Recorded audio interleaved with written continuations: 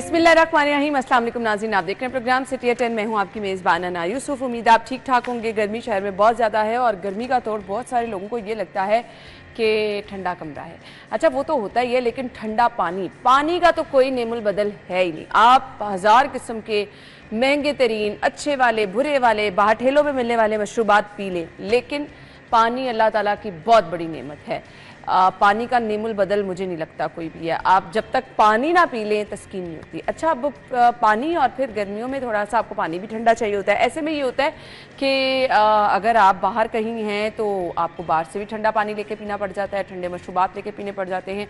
गर्मियों में सबसे बड़ा रिस्क फैक्टर क्या है? साफ़ पानी, जो कि हम अपने प्रोग्राम्स में अक्सर डिस्कस करते रहते हैं। एक तो इंश्योर कर लें पानी साफ़ हो, दूसरा जो मशरूबात बनाए जा रहे हैं वो बर्तन, उसमें जो बर्फ़ का इस्तेमाल हो रहा है। हमारे यहाँ बहुत बड़ा अलमिया ये है, अब तक फूड अथॉरिटी ने जब जब सीज़न आता है जितनी कार्रवाइयाँ की हैं हमने देखा, जो कि शदीद बुरे हालात थे। एक तो पानी नाकिस, गंदा, और फिर जिन ब्लॉक्स में बर्फ़ जमाई जाती है जंग लगा होता है उनमें, और जब बर्फ़ को ला के आप घर में पानी में भी डालते हैं ना तो बहुत वो आप देखते हैं नीचे सारा कुछ ना बैठ जाता है पानी के।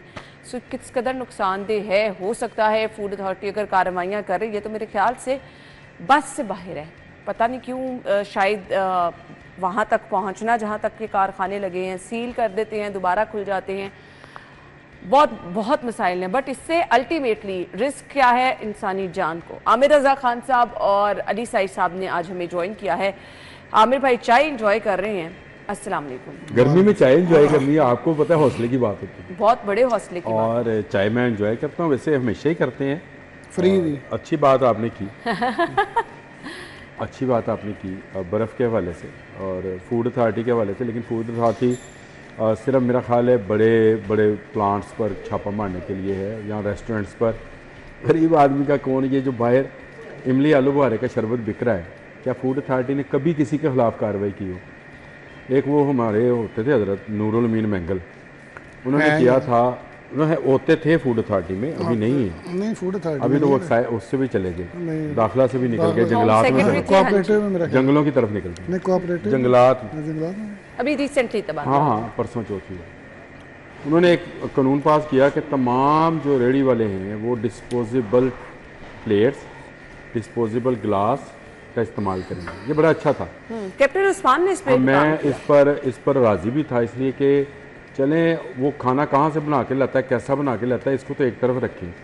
जिन बर्तनों को एक ही बाल्टी में बार बार डबो के वो धो रहा है, कम से कम उससे तो लोग बचेंगे।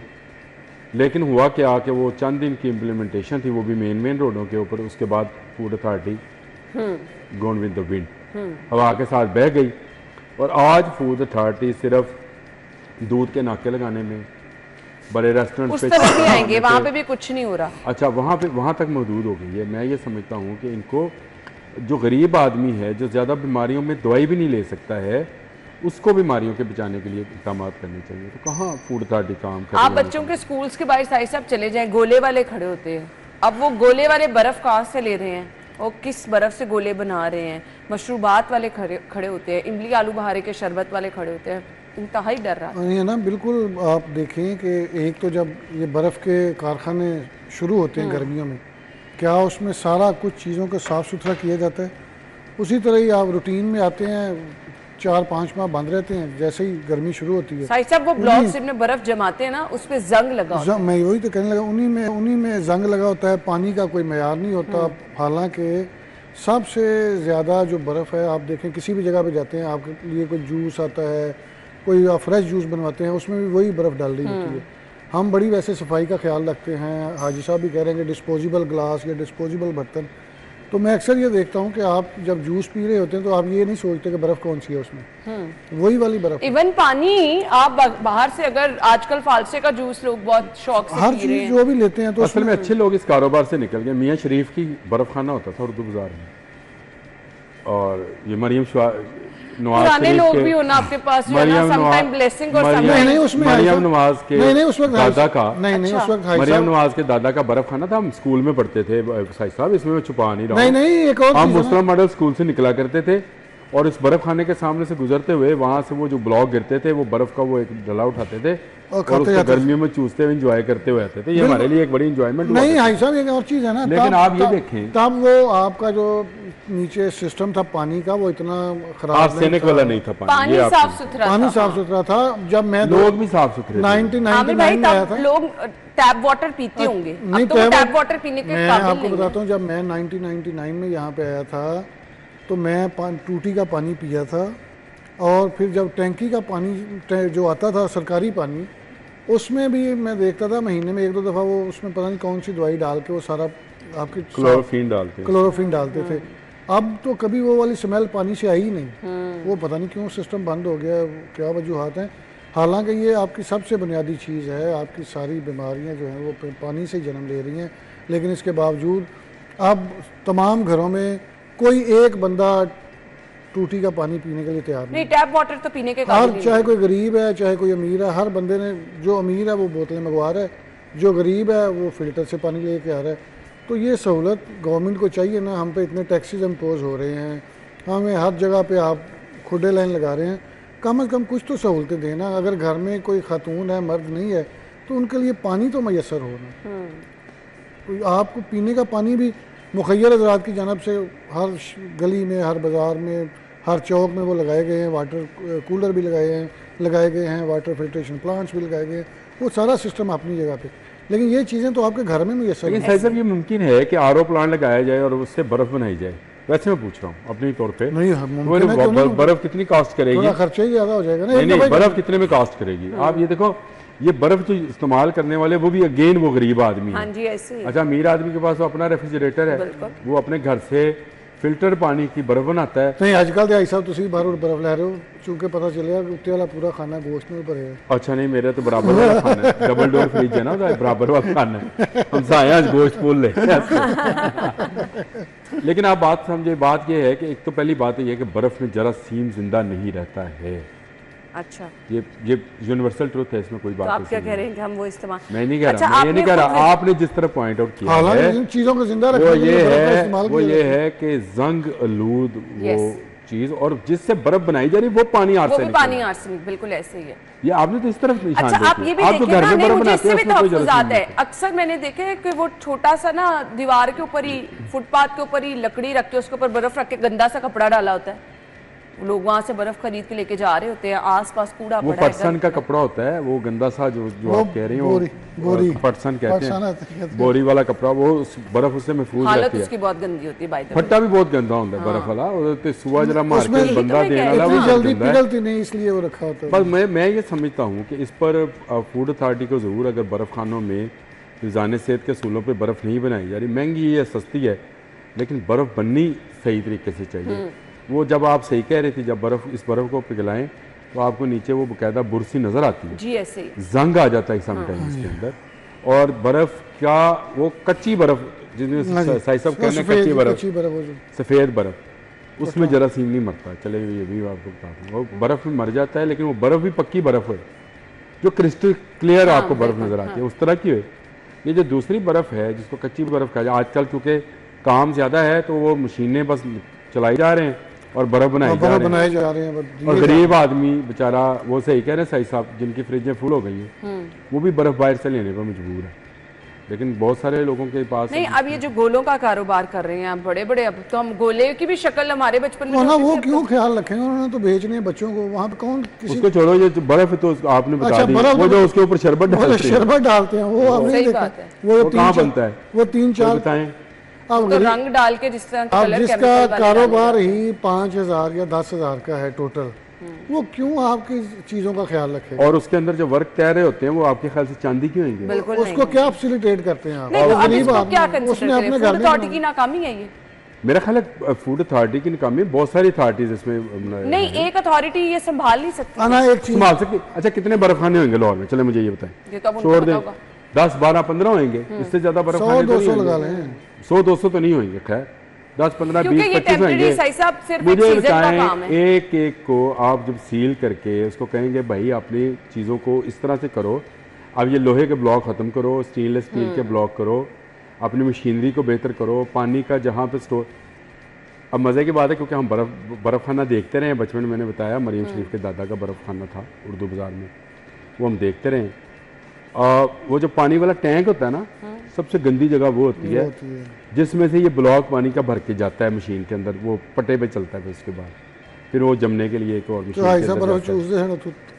अंदर वो साफ सुथरा था। मैं तो कह रहा हूँ अच्छे लोग नहीं रहे जो अच्छी बर्फ बनाया करते थे। अच्छा, और वो कच्ची बर्फ नहीं बेचा करते थे। मैं आपको ये वो पक्की बर्फ बेचते थे, बिल्कुल ऐसे। ये वो जो कारखानेदार थे, वो जो इस तरह का ब्लॉक आता था ना, उसको उठाकर वो दोबारा फेंक देते थे। अच्छा, ये फूड अथॉरिटी जो है, देखिए एक चीज़ है कि वो मैडम आयशा मुमताज़ थी, वो अपने फुट मार्क्स छोड़ गई। तब कोई भी बंदा, किसी की जरूरत नहीं थी कि बड़े रेस्टोरेंट्स, बड़े होटल्स के अंदर जो रेस्टोरेंट थे या बड़ी बड़ी फूड चेन्स थी, उसको हाथ नहीं डालता था।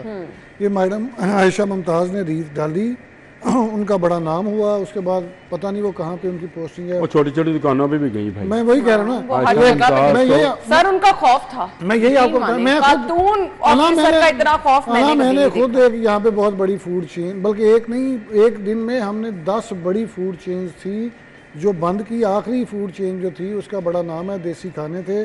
हम 4 घंटे वहाँ पे रहे। पुलिस वाले मैडम के इस्तगासे के बावजूद पर्चा नहीं दे रहे थे। मैडम ने कहा ये पर्चा होगा तो मैं यहाँ से जाऊंगी। मुझे वो अप्रोच करते रहे मालका, लेकिन फिर उसको कैसे खुले लाइन लगाए? कहाँ है आशा? मैं यही आपको बता रहा हूँ, वो जो मैडम को इज्जत मिली, अब ये बाकी लोग भी चाहते हैं कि हम छोटी छोटी रेडियो को चेक करेंगे, कोई सोशल मीडिया पे, किसी इलेक्ट्रॉनिक मीडिया पे, प्रिंट मीडिया पे नहीं आएगा। अब ये ट्रेंड बन गया कि हम किसी बड़ी शॉप पे जाएंगे, उसको जाके सील करेंगे या जुर्माना करेंगे तो फिर हमारी बल्ले बल्ले होगी। भाई आप बेसिक्स को देखें, ऊपर वाली जो जेंट्री है वो मैक्सिमम 15% होगी, 20% होगी। बाकी तो सारी आम आवाम है जो रेडियो से खाती है, रेडियो से चीजें लेती है। 2-3% कर लें, ये 15-20% ऊपर वाली एलीट क्लास नहीं है। भी होना चाहिए, 2-3% है। चले आप मुझे भी शामिल कर दें उसमें, मैं उसमें इतराज थोड़ी कर रहे हैं। सही साहब, तो आप क्यों हैरान हो रही हैं?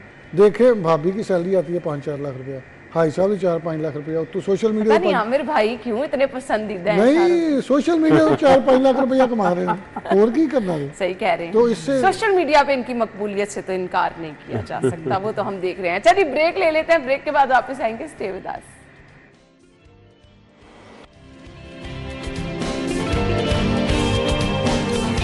एक बार फिर से खुश आमदीद कहेंगे। यहाँ तो बचपन की यादें ताज़ा होने लग गई हैं। बचपन में कौन सा बर्फ़ का गोला मिलता था, वैसे अब बर्फ़ के गोले की शक्ल चेंज हो गया। वो आपको बाउल में देते हैं, पता नहीं ऊपर कितने सारे लवाजमात डाल के। खैर इसको थोड़ा सा साइड पे कर लें। फूड अथॉरिटी की हम रिस्पॉन्सिबिलिटी की बात कर रहे हैं। शहर में आने वाला दूध जो है वो बहुत ज़्यादा नुकसानदेह है। अब खुला दूध लोग घरों में लेके जा रहे हैं, इस्तेमाल करें। आजकल तो ये भी है, गर्मी की वजह से जैसे ही आप दूध ला के बॉयल करते हैं, पता नहीं उसके अंदर क्या डाल देते हैं। एक तो वो नीचे लग जाता है सारा, और दूसरा ख़राब हो जाता है। तो उसको पता नहीं क्या कहते हैं, फिट गया दूध। सही साहब, बिल्कुल फट गया दूध। मैं चूँकि मेरा एक देहाती बैकग्राउंड है, मैं ईद पे भी अपने गाँव में था। मैं बड़ा हैरान होता हूँ लाहौर में जब 180 रुपये लीटर दूध लेता हूँ। मैं अपने डेरे पे बैठा था, हमारे डेरे पे तकरीबन 30-35 जानवर होंगे। वो जो दूध लेने आया था तो उसको 230 रुपये किलो दूध वहाँ से मिल रहा था। 230 खालिस दूध वो खुद ही चवाई करके लेके जाते हैं। अब जो बंदा 230 रुपये लेके जा रहा है, वो 180 रुपये कैसे मार्केट में बेचेगा? अब मुझे ये बताएं, ये जहाँ पे प्रोडक्शन हो रही है, फर्ज करें आप एक बात चीज़ कर लेंगे, एक चीज़ जिस फैक्ट्री में बन रही है वहाँ से 250 की मिल रही है, तो जब आप मार्केट में लेने जाएं तो वो आप 200 की लें, तो आप मुझे बताइए कैसे खालस हो? अच्छा, इसमें फिर पानी डाल लेना तो वो कोई मसला ही नहीं, चलें वो सेहत के लिए मुज़र तो नहीं होगा। इसमें जो केमिकल्स डालते हैं ना, वो असल ख़राबी करते हैं। दूध को गाढ़ा करने के लिए उसमें पानी डाल के उसकी चीज़ें मेंटेन रखने के लिए। मैं आपको बताता हूँ, मैंने ज़िंदगी का एक दफ़ा का तजर्बा है कि मैंने 1 गिलास रबड़ी वाला दूध पिया। उसके बाद मैंने ज़िंदगी में लाहौर में आज तक दूध का गिलास नहीं पिया। मैंने जब भी पीना हो, मैं गांव से ले आता हूँ या पिंड जाके मैं पी रही हूँ। ये इस दूध का टेस्ट ही नहीं वो वाला, इस दूध का वो जायका ही नहीं। अगर आप खालिस, यानी हम ये कह दें कि हम पैसे लगाकर चले 180 रुपये किलो भी अगर आज कोई ले रहा है, 200 रुपये कर लें, और आपका खालिस दूध तो नहीं है ना। जब आपको जिस जगह पे प्रोडक्शन है वहाँ पे 230 बात ठीक कह रहे हैं। सही, मतलब मुझे इससे कोई इख्तलाफ नहीं है। एक तो बात यह है कि ये कहना नहीं चाहिए कि लाहौर में दूध दूध है ही नहीं। लाहौर में बाहर से आता है, केमिकल है सारा, और सारे का सारा उसमें वो जो जानवरों को पिलाने वाला पाउडर है, मिल्क है या खुश्क दूध है, वो उसको शामिल किया जाता है। फिर उसमें कुकिंग ऑयल शामिल किया जाता है ताकि अगर फूड अथॉरिटी उसमें अपना मीटर फेंके तो उसको पूरी चिकनाई मिले। उसको फेंक के फिर वो उसको एक मशीन है, उसके ज़रिए पहले उसकी क्रीम निकाल ली जाती है। ये बड़ा प्रोसेस है। मैंने सही कह रहे साई साहब, अगर आप गांव देहात में जाएँ ना तो आपको नज़र आता है। पाकपतन मुझे ये अंदाज़ा हुआ, हम अपने गांव से वापस पाकपतन आ रहे थे तो एक जगह पर मशीनें लगी थी बड़ी सी, तो वहाँ सारे दूधी थे, तो हमें इंटरेस्ट हुआ कि ये देखे क्या है। वो वहाँ से वो उनको क्रीम निकाल के दे रहा था और पता नहीं क्या मिक्स करके बना के दे रहा था, और उसके बाद वो शहर में सप्लाई हो रहा था।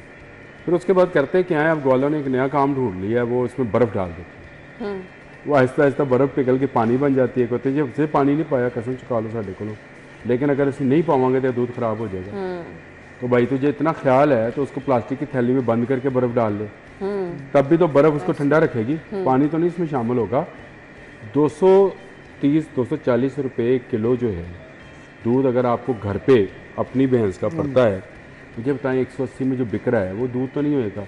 फिर इसमें वो जो कुल्फियाँ बिक रही हैं और वो जो आप दूध से बनी मुख्तलिफ, जैसे रबड़ी का इन्होंने जिक्र किया, फलूदे का जिक्र किया, मतलब क्या क्या केमिकल बिक रहा है। और फूड अथॉरिटी शायद सोई पड़ी है। असली लाहौर वाले वैसे ही लकड़ हजम पत्थर हजम हो गए हैं, जो आ रहे हैं नहीं शायद सब बच्चों के लिए बड़ा नुकसान। हमारा स्टमक हैबिचुअल हो गया। सर जी हम तो हैं हैबिचुअल हो गए। हमने चलो बचपन में आप चुआवा दूध भी लेता है, ठीक है जी, अस्सी भी लेंदे रहे, लेकिन ये जो मेरे बच्चे हैं इनका क्या कसूर है, इनको किस जुर्म की सजा दी जा रही है। अच्छा हमारा तो फिर हजम हो जाता था, क्रिकेट खेल, वो ये बच्चों को तो बाहर एक्टिविटी भी नहीं है। नहीं, और देखे पानी मिलावट तक तो ठीक है, अब देखे ना ये जो पाउडर मिक्स किया जा रहा है, जो वो चीजें क्योंकि आपको फील होता है स्मेल से भी। अच्छा अब एक और चीज़ है ना, जब दूध जानवर है ना, जानवर को आपने फीड क्या डालनी है, एक नेचुरल आप फीड होती है, पट्ठे पाओ, वंडा पाओ, खल, चोखर, ये वो आप तो सारी वो आ जाती हैं कि फीड तैयार की जाती है, उसको दिया जाता है, फिर इंजेक्शन लगाए जाते हैं, वो भी मुजरे से हार्मोन्स के इंजेक्शन लगते हैं। और वो जो जट जरा ला रहे हैं उन्होंने नहीं पता कि वो की कर रहे हैं, उन्होंने तो अपना है कि मझ के दूध चोना के फौरी तौर पर मैं तैयार हो जाएगी। मसला ये है कि सारी चीज़ों को फोकस करना चाहिए, लेकिन यहाँ पे कोई नहीं पूछने वाला, सिर्फ आपकी बल्ले बल्ले होनी चाहिए इश्तिहार की हद तक। मैंने मैंने फूड अथॉरिटी के वो रियाज साहब थे कुछ, उसके सदर भी बने थे, मैंने नूरुल अमीन मंगल साहब को रिक्वेस्ट की थी, मैंने कहा यार हमारे इलाके में 15 दुकानें हैं दूध की, चेक करवा दें। चेक करवा लें। उसके बाद वो दूसरे आए डीजी जो भी आपके कराते ऑफिस में, मैं उनसे यही कहता हूँ यार हमारे दुकानें चेक करवा दें। बिल्कुल ऐसे एक मरतबा भी। अच्छा मजे की बात यह है वहाँ पे आपने आके 15-15 हज़ार के सर्टिफिकेट दे दिए उनको, बिल्कुल ऐसे उन्होंने फ्रेम कराए दुकानों के नाम के साथ, उन्होंने लगा दिए, उन्होंने कहा लो जी फूड अथॉरिटी साढ़े फ्रेम कराया है। बिल्कुल ऐसे ही। ये तो रोज का दूध आना है, रोज का चेक होना है। बिल्कुल बिल्कुल। इसको कैसे करें आप, जिसको आप एक दफा पकड़ लें उसको हमेशा के लिए बैन कर दें कि वो दूध का काम नहीं कर सकता। आमिर भाई दुकानों में जाके भी चेक करना चाहिए ना, वहां से अगर दूध वो मैं सही यही तो कह रहा हूँ, आप दुकानों पे तो कह रहा हूँ सर्टिफिकेट कहाँ लगे हुए हैं, दुकानों पे लगे हुए हैं। बिल्कुल ऐसे। अच्छा आपने फूड अथॉरिटी का 15,000 रुपये का सालाना वो सर्टिफिकेट दे दिया, रोज उसको कौन चेक करेगा। सही बात। आपने जिसको एक मरतबा पकड़ लिया कि इसने मिलावट की थी, उसकी आप दुकान सील करें, उसको हमेशा के लिए उस FIR में डाल दें कि ये दोबारा दूध का काम नहीं कर सकता, कोई और काम कर ले तो कर। फिर दूध नहीं लारो मिलता, दूध नहीं मिलता, फिर नहीं मिलेगा दूध। मिलेगा आपको, खालिस दूध मिलेगा अगर आप ये काम कर दे तो। लेकिन पूरे शहर में आप अपने रेट अगर कायम करें, ये बड़ा मुश्किल अमल है। फिर फूड अथॉरिटी बंद करें, फिर चलने दें जो चल रहा है। फिर आप 15-15 हज़ार रुपये का कागज क्यों बेच रहे हैं लोगों को। सही कह रहे हैं आप, लेकिन ये रूटीन वाला अमल है, इसको आप कहीं स्टॉप नहीं नहीं तो कर कह रहा सकते। हूँ फिर आप 15,000 रुपये का सर्टिफिकेट ना लगाए ना, इनको लोग ज्यादा धोखा है, सरासर धोखा है। वो तो मैं उस दूध वाली दुकान को आप कभी चेक करते नहीं है। आपने 15,000 का सर्टिफिकेट दे दिया फलां मिल्क शॉप, इनकी डेजिग्नेटेड टीम में पॉइंट्स पर बैठी रहनी चाहिए, वो छापों वाला काम नहीं होना चाहिए। नहीं आप टीम में ना बैठे जी, आपको कोई शिकायत करे उस दुकान पे तो जाएं। तो मैं तो आपसे कह रहा हूँ, मैंने तमाम डीजी से ये बहुत रिक्वेस्ट की थी। अभी भी जी रिक्वेस्ट आमिर भाई की सुन लें, बहुत सारे लोग हैं जो कि शिकायत करते हैं, तो मेरे ख्याल से कोई ऐसा प्लेटफॉर्म भी होना चाहिए फूड अथॉरिटी, हम आसानी से अपनी शिकायत पहुंचा सके। हम ब्रेक के बाद आपको ज्वाइन करेंगे।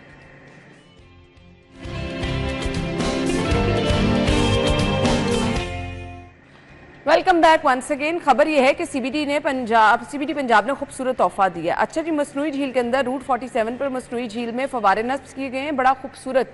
अभी मैं आपको स्क्रीन पर दिखाऊंगी भी। बरकी कुमकुमे लगाए गए हैं, मॉन्यूमेंट्स को इतने खूबसूरत अंदाज में सजाया गया। अच्छा, इसका एक नेचर पे तो फ़ायदा हो गई होगा, देखने में बड़ा खूबसूरत ये नज़ारा लग रहा है। आमिर रज़ा खान साहब वेट कर रहे हैं, ज़रा आयशा स्क्रीन पे फुटेज दिखा दे।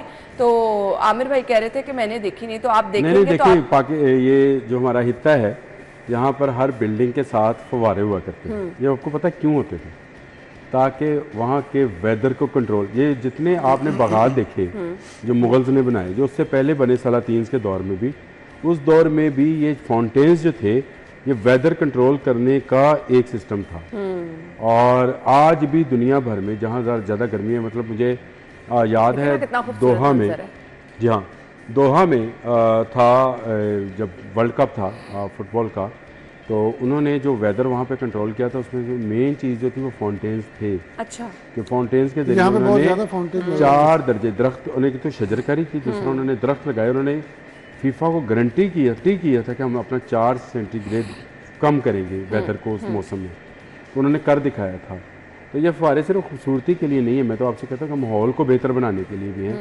और जैसे हम तो आजकल तस्वीरें उतारने के लिए ऐसे पॉइंट्स ढूंढ रहे होते हैं, तफरीही पॉइंट्स जहाँ पर जाएं और बच्चे अच्छे वो डांसिंग फाउंटेन्स की फोटो बनाने कभी किसी ज़माने में लोग दुबई जाया करते थे। फिर डांसिंग फाउंटेन का यहाँ शो हुआ, बिल्कुल हम देखने गए डांसिंग फाउंटेन का शो। ये जल्लो पार्क के करीब एक वो जगह उन्होंने बनाई थी, वहाँ पे नाचने वाले फुहारे, तो हम पूरी फैमिली वाला सब ले गए, वालदा भी, तो हम वो फाउंटेन शो देखने गए थे।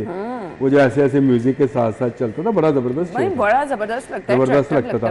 फिर दुबई गए तो बुर्ज अल खलीफा जो है, खलीफिया का बुर्ज, उसके साथ साथ जितना भी था फाउंटेन्स, वो भी इसी तरह के डांसिंग फाउंटेन्स थे। वो रंग बिरंगी रोशनियों के साथ जब आपको फाउंटेन इतना प्यारा डांस, वो रात को तो बड़ा प्यारा लगता है। जिस तरह भाई साहब कह रहे हैं कि जो जिस मकसद के लिए लगाए गए, आजकल जितनी गर्मी चल रही है, 40-45 टेम्परेचर चल रहा है, तो ये बहुत ज़रूरी है। पहले हमें बहुत नज़र आते थे, अब ये कल्चर ऐसा ऐसा डेंगू ने ख़त्म कराया। अच्छी चीज़ें, सही बात है, तब से ये अच्छी चीज़ें हमारे कल्चर से ख़त्म होती जा रही हैं, जो एक तो खूबसूरती। अच्छा जी, रूट 47 की झील को जल्द आवाम के लिए खोल दिया जाएगा। झील सीबीडी कलमा चौक वाल्टन रेलवे फ्लाईओवर के साथ से होते हुए वाल्टन रोड से मुंसलिक की गई है। सो लोग इससे एंजॉय कर सकेंगे। अच्छा, ये इससे मौसम पे भी फर्क पड़ेगा, आपके पानी के लेवल पे भी फर्क पड़ेगा। जो ग्राउंड वाटर है, आप इस झील को बढ़ते रहेंगे। और इसमें सबसे बेहतर बात यह है कि इसमें ना काई जमेगी, ना इसमें गंदगी इकट्ठी होगी। यही बात जो साइज साहब अभी कर रहे थे कि हम बहुत सारे फुहारे देखा करते थे लाहौर की रोड के ऊपर भी, सारे खत्म हुआ क्या, डेंगू आया। आपने ये नहीं कहा कि इन फुहारों की सफाई हुआ करेगी, इनमें दवाई डाली जाएगी ताकि कोई मच्छर पैदा ना हो। आपने क्या किया, वही चीज, वो दहशतगर्दी चाहे वाना में हो, आपने डबल सवारी पे लाहौर में पाबंदी लगानी होती है, तो आपने क्या किया, आपने फुहारों में पाबंदी लगा दी। आपने कहा बंद। देखो उन्होंने जान कैसी छुड़ाई अपनी, कि सफाई करना पड़ेगी, इसको चलाना पड़ेगा। नहीं तो आप मुझे बताएं, शादमान चौक का फुहारा, मेन बुलेवार्ड का, ये फुहारे लोगों को याद थे, मेन बुलेवार्ड का, समनाबाद का फुहारा, ये फुहारे लोगों को इस तरह से याद थे। और रात को शाम को चलते थे, लोग आकर बैठते थे, खाड़क नाले करते थे, खाड़क नाले थे, फुहारे नाले तो उत्ते फुहारा लाते। नहीं, वैसे जो आप जिक्र कर रहे हैं वो मैंने अपने बचपन में भी नहीं देखा, काफी पुरानी बातें कर रहे हैं, कह रहा हूँ। तो ये फुहारे थे। अच्छा आपको तो और भी पता नहीं होगा, रंगमहल के करीब फुहारा चौक है, मैंने खाड़क नाले का इसलिए नाम लिया। नजर आता मुझे उधर है आमिर भाई, ये साइक्लो वाली कौन सी मार्केट है बच्चों? हाँ बिल्कुल, नीला गुंबद में वो खत्म कर रहे, वो फाउंटेन उसको नए फाउंटेन बना रहे, शायद नहीं, वहाँ पे वो बना रहे पार्किंग प्लाजा। अच्छा, रंगमहल में फुहारा चौक अभी भी है, मौजूद है, फुहारा मौजूद है, लेकिन उस पर कब्जा कराकर वहाँ पर पार्किंग बना दी। वहाँ पे दरख्त थे, ग्रीनरी थी, शाम को लोग वहाँ तफरीह किया करते थे, वो खत्म। मोची गेट के बाहर फुहारे थे, खत्म। अब तो किसी आप मुझे बताएं, जब आप ये चीजें खत्म करते चले गए, तो आप फिर आप आज वेदर का क्यों बात करें? एक फाउंटेन जो चलता है, जैसे इसका रूट 47 वाले का है, कि 100 फुट ऊपर जाता है, ये पानी है, ये हवा को क्लीन करता हुआ नीचे। सही बात है, बिल्कुल। तो ये ऑटोमेटिकली आपका एयर क्लीनर मौजूद थे शहर के अंदर, आपने डेंगू के नाम पर सारे के सारे बंद कराए, कब्जे कराए, साइकिल स्टैंड और मोटरसाइकिल स्टैंड बनाए और खत्म। बिल्कुल ऐसे ही है। अच्छा जी, CBD के बाद कुछ रूडा की बात कर लेते हैं। अवाम दोस्त, बल्कि मंसूबा तो नहीं मैं इसको कहूँगी, ये बड़ा शहर पूरा आबाद होने जा रहा है लाहौर की तर्ज पे, और बहुत ज़बरदस्त प्लानिंग के तहत इस शहर को आबाद किया जा रहा है। ये जो अभी हम मसाइल डिस्कस कर रहे हैं, पानी हमने साफ़ पीने का डिस्कस किया कि जी नहीं है ज़ेर ज़मीन, क्योंकि हमारा पानी ख़त्म होता चला जा रहा है। तो यहाँ पे वो जो मसाइल जिन्हें क्रॉनिक मसाइल शहर के कहा जाता है, वो चाहे ट्रैफिक है, चाहे आबो हवा की बात कर लें, चाहे पानी है, तो रूडा इनको जड़ से जो है पकड़ रहा है और इन पे काम कर रहा है। तो यानी इस शहर में हमें ये मसाइल नहीं नज़र आएंगे। देखिए अभी तक जो है एक्सीलेंट काम है रूडा का, और जब तक काम एक्सीलेंट रहेगा हम करेंगे। जब इनको तनकीद करनी होगी तो ऐसा काम करेंगे, तो तनकीद भी करेंगे। मैं हमेशा कहता हूँ पानी को रोका जा रहा है, वहाँ पे उसका बिराज बनाया जा रहा है, उसकी झील बनाई जा रही है, वहाँ आबशार चलाई जा रही है, फाउंटेन्स लगाए जा रहे हैं, ऑर्गेनाइज चीजें, माहौल दोस्त, सबसे बड़ी बात माहौल दोस्त दरख्त लगाए जा रहे हैं। माहौल दोस्त, माहौल दुश्मन दरख्त भी हैं। ये कोनो कार्पस जो है जिस पर हाईकोर्ट ने पाबंदी लगाई है, आज भी आपको शहर में जगह जा बजा नजर आता है वो कोनो कार्पस। मुझे बताएं, माहौल दुश्मन दरख्त हम खुद लगा रहे थे। जितना इस पे आपने बोल दिया ना, अब तक सारे खत्म हो जाने। मैंने इसमें लिखा भी बहुत है। मैंने अच्छा मजे की बात है, जज साहब को खत लिखा कि यार खुदा का नाम है, आप तो चुके रहना, सानू ही चुकाओगे। और पहले भी यही होता है, आपको याद है ना, बोलता कोई और है, मेरा ते इन्हां दा नाम धक्के नाल विच लेटर चल, हमारा नाम बीच में लिख दिया गया। तो मसला ये है कि ये चीज़ें बड़ी जो ऑर्गेनाइज तरीके से कर रही है रूडा, ये बड़ा ज़बरदस्त है। मौजूदा जो हमारी ज़रूरत है उसके मुताबिक चीज़ें हो रही हैं। आपके शहर में कोई भी काम होता है, मैंने अभी अपनी गली में देखा है कि कुछ दिन पहले वो गली बनी थी, आज पता नहीं को वासा वालों ने कम अज़ कम को 5 फुट का वहाँ पे गड्ढा खोदा हुआ है। तो आप कुछ 10 दिन पहले खोद लेते भाई, गली बनने से पहले। जब चीज़ें आपकी प्रॉपर तरीके से, प्रॉपर प्लानिंग से नहीं बनेगी, आप चाहे ट्रैफिक पे आ जाएं, आप चाहे वाटर सैनिटेशन पे आ जाएं, किसी भी सिस्टम में आ जाएं, वो आप लोगों के मेयार पे पूरा नहीं उतर सकते। टाउन्स में क्यों चीज़ें कामयाब होती हैं, वो वहाँ पे चूँकि पूरी प्लानिंग के तहत चीज़ें बनाई जाती हैं। बेशक आपने प्लानिंग की बात की, तो एक दफ़ा रूडा से हमारे पास गेस्ट आए थे, तो हम बात कर रहे थे यहाँ पे प्लॉट्स फाइलें बेच दी जाती हैं, और ज़मीन आपको कभी जाएं तो वो पता भी नहीं होता।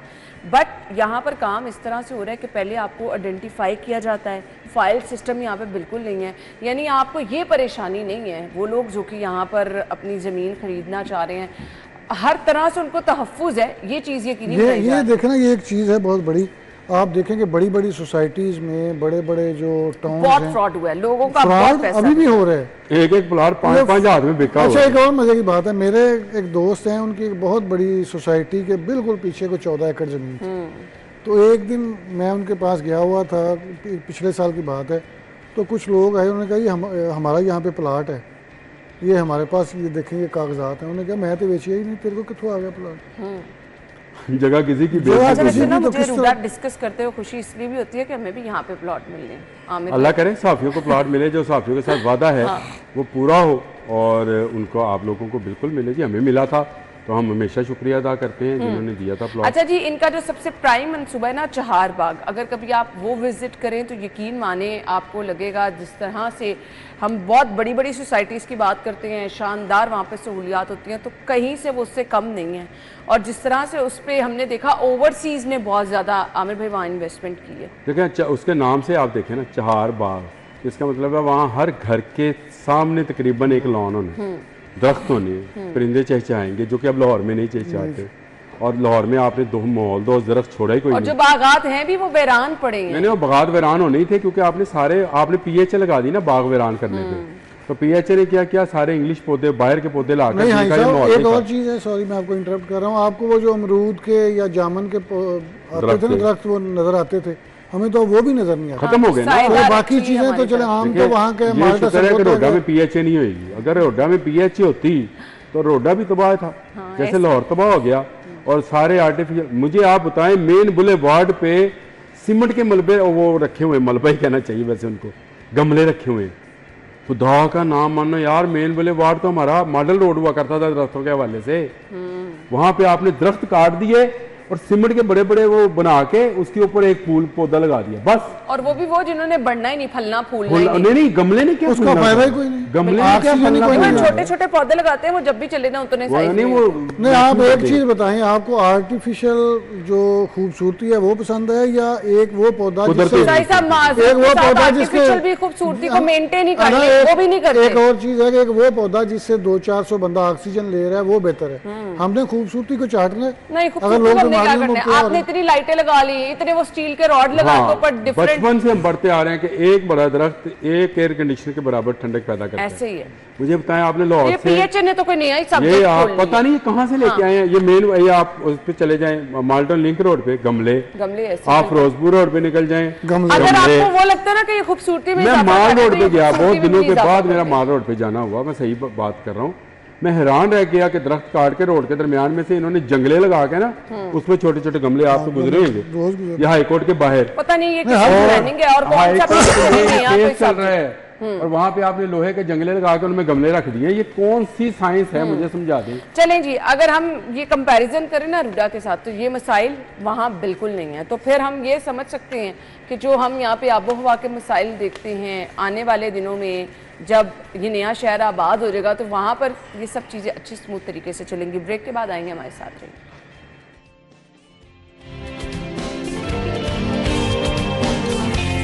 ब्रेक के बाद आपको एक बार फिर से खुश आमदीद कहेंगे जी। हमने अगली खबर की तरफ आने, जिले इंतजामिया की बस की छत पर सफर करने वालों के खिलाफ कार्रवाइयां, गुज़श्ता 24 घंटों में 40,000 रुपये जुर्माने किए गए हैं। अच्छा जी, डिप्टी कमिश्नर लाहौर की हिदायत पर असिस्टेंट कमिश्नर और सेक्रेटरी RTA ने मुख्तलिफ मकामात पर कार्रवाइयाँ की हैं। अली साई साहब, ना वैसे जिसने ये खबर जारी की है ना उस पर मुझे अफसोस हो। क्यों? छत पर सफर करने वाली सिर्फ बसेस के खिलाफ 40,000 रुपये जुर्माना हुआ। ज़्यादा करना चाहिए। ज्यादा क्या यहाँ अच्छा, पे वैसे पहले बहुत होता था, अब तो मैंने ये 40 लाख की जेब में चले गए होंगे ना, 40,000। मुझे एक चीज़ बताएं, आपको लगता है कि यहाँ पे वायलेशंस पर कंट्रोल किया जा नहीं, रहा है? वायलेशन पे तो बिल्कुल नहीं किया जाता, लेकिन साई साहब जितना मैंने पहले देखती थी ना अब बहुत कम है ये छत पर छत सवारी, पे सफर करना। लेकिन छत पे सफर करना आपको इसलिए कंट्रोल नजर आता है कि आप शहर के अंदर रहती हैं। हाँ, ये हो आप सकता लारी है। अड्डों से जब बाहर की तरफ देखें, जो छोटे रोड्स हैं वहाँ पे आपको बहुत सारी बसेस के ऊपर लोग नजर आएंगे और लोग नजर आते हैं। आपके जो लोग हैं वो सड़कों वही स्कूल के बच्चे, कॉलेज यूनिवर्सिटी के बच्चे बच्चियां वो छतों पे चढ़ाते हैं और कहाँ बैठाते हैं उनको। ये तो बहुत आप खतरनाक। वो सही कह रहे हैं, सही शहर से बाहर निकले तो आपको समझ। ये सारे का सारा मामला उस वक्त पैदा हुआ है जब मीडिया ने खप डाली है ईद पे। ईद पे इन्होंने क्या किया, इन्होंने बकरे और बच्चे एक ही डिग्गी में बंद करके सफर करा दिया।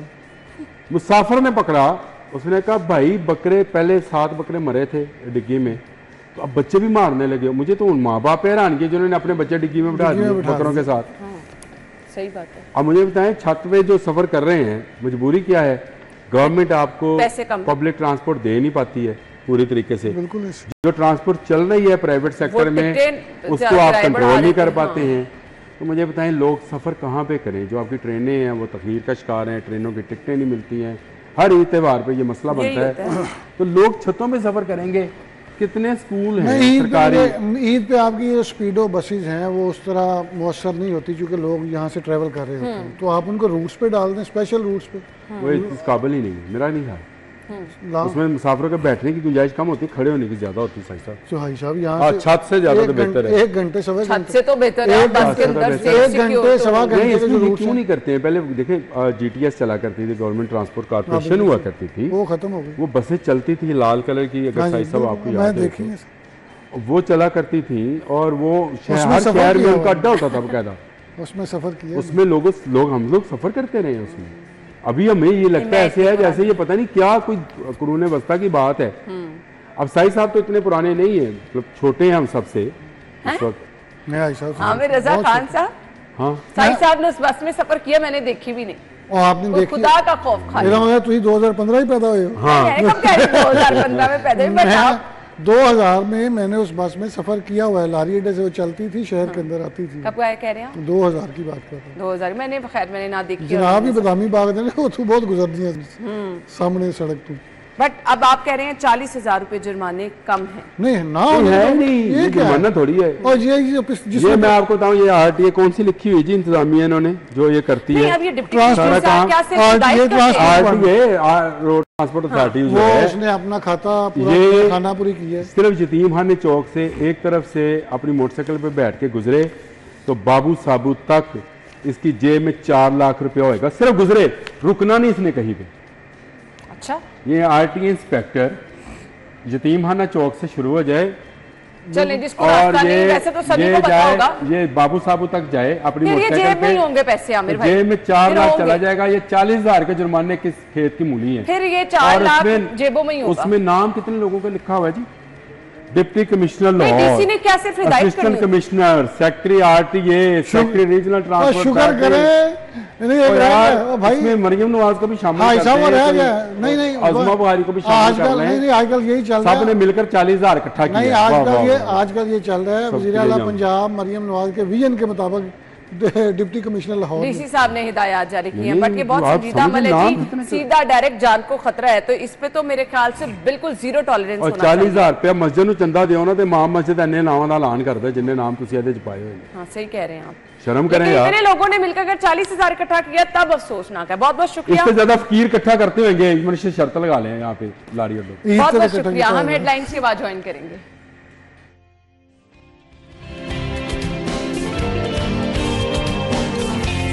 Welcome back once again. आज है जी 14 जून और आज वर्ल्ड ब्लड डोनर डे मनाया जा रहा है। खून का अतिया, किसी की अगर आप जिंदगी बचा रहे हैं, अगर किसी को खून की ज़रूरत है, आप ब्लड डोनेट कर रहे हैं, तो मेरे ख्याल से इससे बड़ी क्या बात हो सकती है। बट बहुत सारे लोग इससे भागते भी हैं, डरते भी हैं, जिनमें से मैं भी एक हूँ। बट मैंने 1-2 दफ़ा खून का अतिया दिया। बहुत ज़्यादा डरने के बावजूद मुझे वैसे ही नीडल से डर लगता है। खैर, खून का अतिया देना कितना ज़रूरी है, इसकी अहमियत क्या है। जो लोग समझते हैं कि जी अच्छा हमारे अंदर अपने अंदर खून की कमी हो जाएगी, हम बीमार ना हो जाएं, तो इस पे भी हम बात करेंगे, इसकी अहमियत पे भी बात करेंगे। कौन लोग हैं जो ब्लड डोनेट कर सकते हैं, कौन लोग बिल्कुल नहीं कर सकते हैं, ब्लड डोनेट करने वालों को क्या क्या करना चाहिए, कितनी एहतियात बरतनी चाहिए, ये मरहला कितना सेंसिटिव है दोनों के लिए, डोनर के लिए भी और जिसको ब्लड लगना है उसके लिए भी। सो इस पे भी हम बात करेंगे और इसके साथ साथ कुछ बात करेंगे उन लोगों के हवाले से भी जो कि मुसलसल ब्लड की कमी का शिकार रहते हैं, बच्चों में, बड़ों में, प्रेग्नेंट खवातीन में अगर ब्लड की कमी है तो उसको किस तरह से पूरा किया जा सकता है। हमारे साथ जो हमारी मेहमान मौजूद है, रेमेटोलॉजिस्ट हैं प्रोफेसर डॉक्टर फातिमा खानम साहिबा ने ज्वाइन किया है। वेलकम करेंगे। अस्सलाम वालेकुम डॉक्टर साहिबा। वालेकुम सलाम, थैंक यू सो मच। आपके टाइम का भी बहुत बहुत शुक्रिया। ब्लड डोनर डे, सो इसकी अहमियत क्या है, सबसे पहले इस पर रोशनी डाल दीजिएगा। देखिए, ब्लड डोनर डे के लिए मैं एक ही बात कहूँगी कि जब भी हम कहते हैं कि blood it's not like a bag of blood, it's a life line for someone. और जो दूसरी बात आपने की थी कि ये कितना ज़रूरी है, तो यहाँ पे जो इम्पॉर्टेंट चीज़ ये है कि हमारे जिस तरह ब्लड में 3 कंपोनेंट हैं जो कि 3 तरह के सेल्स हैं और उसके बाद हमारा लिक्विड पार्ट है। सो जो हमारे रेड सेल का कंपोनेंट है जिसपे टोटल ऑक्सीजन कैरिंग कैपेसिटी होती है, जिसको हम हीमोग्लोबिन की फॉर्म में मेजर करते हैं, रेड ब्लड सेल्स की जो एवरेज लाइफ है वो अराउंड आपके 120 डेज है, around plus minus, okay, depend upon the condition. White cell की अपनी लाइफ है, प्लेटलेट्स की जो लाइफ है वो 4 to 5 डेज है, इस तरह करके। अगर आप ब्लड नहीं निकलवा रहे तो अल्टीमेटली इन्होंने अपनी लाइफ पूरी करनी है, ठीक है। तो इस वजह से हम कहते हैं कि अगर if you are healthy and fit, जो कि अब हम आगे बात करेंगे कि इनका क्राइटेरिया क्या है, कौन कौन लोग ब्लड डोनेट कर सकते हैं, if you are under that bracket तो हमें ज़रूर ब्लड देना चाहिए। क्योंकि यहाँ पे जब आप ब्लड डोनेट कर रहे होते हैं तो बेसिकली वो एक बैग जो है वो 3 लोगों को सेव कर रहा होता है। 3 लोगों को कैसे सेव कर रहा होता है कि आपका जो एक बैग है उसमें हमने रेड सेल अलग करने हैं, जिन पेशेंट्स को सुर्ख खून की कमी है वो उनको लगेंगे, फिर उसमें से हमने प्लेटलेट्स अलग करने हैं, वो पेशेंट्स जिनको ब्लीडिंग हो रही है या जिनको प्लेटलेट्स की कमी है उनको हमने प्लेटलेट्स देने हैं। और जो इसका थर्ड पार्ट है, that is very important part, जो कि लिक्विड पार्ट है जिसको हम प्लाज्मा कहते हैं, that is in the form of fresh frozen plasma है, क्रायो प्रेसिपिटेट हैं। वो लोग हैं जो कि हमारे हीमोफिलिक्स हैं, जिनमें जिस तरह हमारे लिवर डिजीज़ के पेशेंट्स होते हैं जिनमें क्लॉटिंग फैक्टर्स की कमी हो जाती है, या वो बच्चे जो हीमोफीलिया के साथ होते हैं उनमें क्लॉटिंग फैक्टर्स की कमी होती है, ये बेसिकली हमने उनको देना होता है। तो basically 1 bag is not for the 1 person, 1 bag is for the 3 patients. तो आप यहाँ पे 3 लोगों की लाइफ सेव कर रहे हैं। ज़बरदस्त। तो कितने खूबसूरत अंदाज में आपने रोशनी डाल दी, और कितना अच्छा है जी अगर आप किसी को ब्लड डोनेट कर दें, 3 जिंदगियां आप बचा सकते हैं। मैंने तो एक की बात की थी, तो डॉक्टर साहब ने उसको जो है वो हमें बता दिया कि किस तरह 3 लोगों की ज़िंदगी इससे बचती है। अब लोग डरते हैं ब्लड डोनेट करते हुए, किस चीज़ का खौफ है? मतलब अब वो मेरा वाला डर तो रहता है ना, नीडल वाला, वो लग जाती है तो फिर कुछ नहीं, बट हमें लगता है कि शायद हम ब्लड डोनेट करेंगे तो हम खुद वीक हो जाएंगे, ऐसा होता है? नहीं, ऐसा नहीं है। मेरा अपना ये ख्याल है कि जिस तरह ब्लड डोनेशन हम हमेशा इंकरेज करते हैं, इफ़ यू आर, अब अगर हम इसकी क्राइटेरिया की बात कर लेना कि कौन कौन से लोग हैं जो डोनेट कर सकते हैं, if you are following in that criteria तो आपको ज़रूर डोनेट करना चाहिए। अब क्राइटेरिया क्या है, इसमें एज लिमिट है। एज में ये है कि more than 18 years in Pakistan, लेकिन सम कंट्रीज़ में मोर देन 16 ईयर्स भी चलती है, but we are talking about Pakistan. तो पाकिस्तान में 18 से 60 साल के बीच में आप एलिजिबल हैं for the blood donation, number 1। Number 2, आपका बॉडी वेट जो है वो मोर देन 45 kg होना चाहिए। So you must be healthy in that bracket. And the third है कि what is your haemoglobin. If you are female and you are interested कि हमने ब्लड डोनेट करना है, तो haemoglobin should be more than 12.5 gram per decilitre for females, and for the male the haemoglobin should be 13 और 13.5 ग्राम per decilitre. ठीक है, अगर आप इस क्राइटेरिया में फुलफिल हैं, लेकिन कंडीशन ये है कि अगर आपको कोई डिजीज़ नहीं है। ठीक है। अब कौन लोग हैं जो ब्लड डोनेट नहीं कर सकते? ये वो लोग हैं जिनको कोई वायरल इन्फेक्शन है, लाइक कोई हेपेटाइटिस बी या सी। अगर आपने रिसेंटली कोई वैक्सीनेशन करवाई है, जिस तरह इसमें मीजल्स है, मम्स है, रूबेला है, वो लोग डोनेट नहीं कर सकते। If you have any chronic liver disease time में, अगर 3-4 माह हो गए तो फिर आप करवा सकते हैं। वो हर वैक्सीनेशन का अपना एक टाइम गैप है जी। उसके अलावा अगर आप जो है वायरल इन्फेक्शन के अलावा अगर आपको कोई क्रॉनिक इलनेस है, लाइक जो क्रॉनिक किडनी डिजीज़ के पेशेंट्स हैं, जो क्रॉनिक लिवर डिजीज़ के पेशेंट्स हैं, जो हार्ट फेलियर के पेशेंट्स हैं, वो पेशेंट ब्लड डोनेट नहीं कर सकते। राइट। प्रेगनेंसी में जो फीमेल्स प्रेग्नेंट हैं वो ब्लड डोनेट नहीं कर सकती। इसके अलावा हमारी कुछ ब्लड डिजीज़ हैं जिसमें पॉलीसाइथीमिया है, जिसमें patient has the ability to make more blood. यहाँ पे ये होता है कि डॉक्टर साहब हमारा ब्लड ज़्यादा बन रहा है, क्लिनिक पे हमसे अक्सर ये क्वेश्चन किया जाता है कि हमारा ब्लड अगर ज़्यादा बन रहा है तो हम इसको डोनेट कर दें, तो वो ब्लड बेसिकली डिस्कार्ड होगा, वो डोनेट नहीं होगा। तो ये, और if you are less than 45 kg आपका वेट है, if you are not in the age bracket, अगर आप मोर देन 60 ईयर्स हैं या लेस देन 18 ईयर्स हैं, तो डेफिनेटली आप ब्लड डोनेट नहीं कर सकते। ठीक हो गया। डॉक्टर साहब हमारे यहाँ स्मोकिंग बड़ी आम है, हर दूसरा बंदा स्मोकिंग कर रहा है, तो क्या स्मोकर्स ब्लड डोनेट कर सकते हैं? Smokers can donate. अच्छा, इसमें मैं एक चीज़ और बताना चाहूँगी कि हमारी सर्टेन एंटीबायोटिक्स हैं।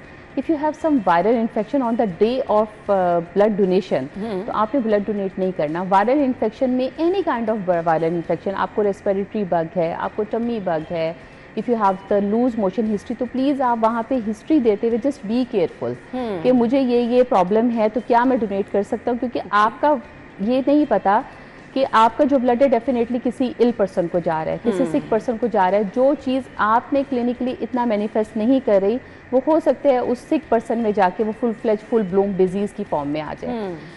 दूसरी बात की स्मोकर्स में हम ये बताना यहाँ पे डिस्कस करना चाहेंगे कि जो स्मोकर्स होते हैं ना, इनका हीमोग्लोबिन लेवल जनरल पॉपुलेशन से 1 या 2 ग्राम ज़्यादा होता है। अच्छा, इंटरेस्टिंगली क्या रीज़न? जी, उसकी रीज़न ये है कि जिसमें हम कहते हैं कि स्मोकिंग में आपके लंग्स इफ़ेक्ट करते हैं। जब आपके यहाँ पे लंग्स इफ़ेक्ट करेंगे तो इसको एक COPD, एक जर्नल ब्रॉड टर्मिनोलॉजी की डिजीज़ है लंग्स की, जिसको हम कहते हैं कि जी वहाँ पे oxygen saturation a little bit compromise, तो लंग्स आपके वो सिग्नल्स देते हैं बोन मैरो को कि जी हमारे पास ऑक्सीजन कम है, क्योंकि बॉडी को हमने ऑक्सीजन ज़्यादा देनी है, तो वी नीड द ब्लड। तो इस वजह से जो आजकल जिस तरह वेप है और यंग बच्चे जो लगे हुए हैं वेप पे, स्मोकिंग पे, तो हमने ये देखा है कि ये ट्रेंड बहुत ज़्यादा बढ़ गया है। Increase the haemoglobin concentration even in the young mails. अच्छा, बच्चों में अब 16-17 कॉलेज गोइंग बच्चे जो हैं उनमें ये हीमोग्लोबिन, और जो हीमोग्लोबिन अगर low haemoglobin is not good for our health, तो high haemoglobin is also very bad for our health. क्यों? क्योंकि यहाँ पे जो पेशेंट है they are prone to clot formation. ओहो, मतलब इसमें ये है कि सादा ज़ुबान में कि अगर आपका हीमोग्लोबिन कंसंट्रेशन मेल और फीमेल की एक लिमिट है हीमोग्लोबिन की कि उससे ऊपर नहीं होना चाहिए। अगर हीमोग्लोबिन उससे ऊपर है तो it means you are prone for the clot formation. तो उसके लिए फिर हम सर्टन प्रिकॉशंस उनको बताते हैं, सर्टन टेस्ट होते हैं, वो फिर डेफिनेटली स्पेशलिटी एडवाइस हम करते हैं कि अब आपने ये क्योंकि ये प्रैक्टिकल चीज़ ये है कि अगर आप आज स्मोकिंग क्विट करते हैं तो इसका जो इफेक्ट है आपकी बॉडी पे 2 इयर्स तक रहेगा। अच्छा, so your lungs are under the cloud for next 2 years. सही। अच्छा डॉक्टर साहिबा, एक तो स्मोकिंग और secondly high blood pressure, diabetes के पेशेंट हर नहीं, जगह इनको पर भी नहीं, इनको भी ब्लड डोनेशन नहीं करनी चाहिए, स्पेशली डायबिटीज़। अच्छा, लाजमी है ये जी, इनको नहीं। अगर आपको कम एज में भी आजकल हम देख रहे हैं यंग एज में भी लोग डायबिटीज़ का शिकार हैं, तो उनको भी ब्लड डोनेट नहीं करना चाहिए। ठीक है, ये आप लोगों को खुद। अच्छा, अब मुझे ये बता दीजिएगा, हम अक्सर देखते हैं सरकारी हॉस्पिटल्स में बहुत सारी ऐसी जगहों पर फौरी तौर पर ब्लड की ज़रूरत पड़ी तो जो ब्लड हमने स्टोर किया होता है वो उसकी लिमिटेशन क्या होनी चाहिए, कितनी देर के लिए, और कितना पूछना ज़रूरी है ये आपके लिए कि आप सारी डिटेल्स पूछें? बिल्कुल, इसमें ये है कि जो हमने डोनर्स डोनेट करके सम टाइम होता है कि पेशेंट को उसको ज़रूरत नहीं हुई और डोनेशन आ गई। आइडियली तो टेम्परेचर पे डिपेंड करता है, क्योंकि जो आपके रेड सेल हैं उनका टेम्परेचर और है स्टोरेज का, जिसका मैंने आपको बताया, क्योंकि जो वो कॉन्सेप्ट है ना कि होल ब्लड आया होल ब्लड लग गया, ऐसा नहीं होता। इवन कि हमारे तमाम गवर्नमेंट हॉस्पिटल्स में भी ये फैसिलिटी अवेलेबल है जिसको हम सेल सेपरेशंस कहते हैं, कि जो ही ब्लड डोनेट हुआ है वहाँ पे उसके सेल कंपोनेंट्स बन गए, प्लेटलेट्स जो हैं वो अलग चले गए, रेड ब्लड सेल्स जो हैं वो अलग फ्रिज में चले गए, और जो फ्रेश फ्रोजन प्लाज्मा जिसे मैंने पहले बात की थी वो फिर फ्रीज हो जाते हैं। अब जो आपका एवरेज लाइफ स्पैन है रेड ब्लड सेल्स का after the donation is 28 days, but it is an ideal world कि अगर उसकी टेम्परेचर उस टेम्परेचर पर रखा गया है, एक रेफ्रिजरेटर का टेम्परेचर फिक्स है। दूसरा जो आपके प्लेटलेट्स हैं वो प्लेटलेट्स एजिटेटर पे रखे जाते हैं, तो उनकी एवरेज लाइफ है दैट इज़ 5 डेज। और जो आपका फ्रेश फ्रोजन प्लाज्मा है, अगर वहाँ का फ्रीज़र का temperature is more than good, जो कि -70 पे है, -120 पे है, तो उसकी जो लाइफ है, शेल लाइफ जिसको हम कहते हैं, वो है 1 ईयर। 1 ईयर to 2 ईयर्स तक हम फ्रेश फ्रोजन प्लाज्मा को स्टोर करके रीयूज़ कर सकते हैं। ठीक, लेकिन प्रिकॉशंस ये हैं कि जब एक दफ़ा ब्लड आउट हो गया from your storage cabinet, it doesn't matter कि वो प्लेटलेट्स एजिटेटर से आया है या वो रेड ब्लड सेल्स थे या प्लेटलेट्स थे या प्लाज्मा थे, अगर वो पेशेंट को नहीं लगा, ये थोड़ा सा लग के वो हैंग नहीं होना चाहिए, उसको फिर आप फ़ौरन डिस्कार्ड कर दें। उसको ये पॉसिबल नहीं है कि अगर एक ब्लड आउट हो गया और उसको दोबारा से आप उसको स्टोरेज एरिया में लेके जाएं, दैट इज़ नॉट पॉसिबल। ठीक हो गया। डॉक्टर साहिबा, ब्लड ग्रुप पता होना कितना ज़रूरी है, इसका रोल क्या है? हमारे यहाँ तो लोग ऐसे कहीं पे फॉर्म फिल करें, नहीं पता तो बस लिख दो यार। नहीं, ब्लड ग्रुप पता होना इतना ही ज़रूरी है कि अगर if you want to save your life, कि अगर आप मिसमैच ब्लड लगा देते हैं, और आई डोंट थिंक सो कि पाकिस्तान में अब इतनी बड़ी मिस्टेक कोई करता है, क्योंकि हमारे यहाँ पे not here but all over the world we have forward grouping, reverse grouping, और ग्रुपिंग के साथ साथ आपका जो पैनल लगता है वायरल स्क्रीनिंग का, उसमें आपकी हेपेटाइटिस बी, सी, HIV और कुछ हमारी STDs हैं, सिफिलिस, और वो सारी की सारी स्क्रीन होती हैं। उस स्क्रीनिंग के बाद देन द डोनर और the donated blood is eligible for the transfusion. उसमें हम इस तरह नहीं लगा सकते, और ये तो आप बिल्कुल भी it's like what should I say here के जो mismatch blood is a crime. Mismatch blood, क्योंकि मिसमैच ब्लड आपने जिस तरह लगाया, और साथ ही you can expect any kind of reaction जिसमें आपके इमीडिएट ट्रांसफ्यूजन रिएक्शंस है, डिलेड ट्रांसफ्यूजन रिएक्शंस है, इवन के start from itching end to the कि पेशेंट सम टाइम कोलैप्स कर जाता है उसमें। ओहो, यानी इतना रिस्क है। इतना रिस्क है। हम डॉक्टर साहब से गुफ्तगू का सिलसिला आगे बढ़ाएंगे, एक ब्रेक ले लेते हैं, आपको ब्रेक के बाद ज्वाइन करेंगे।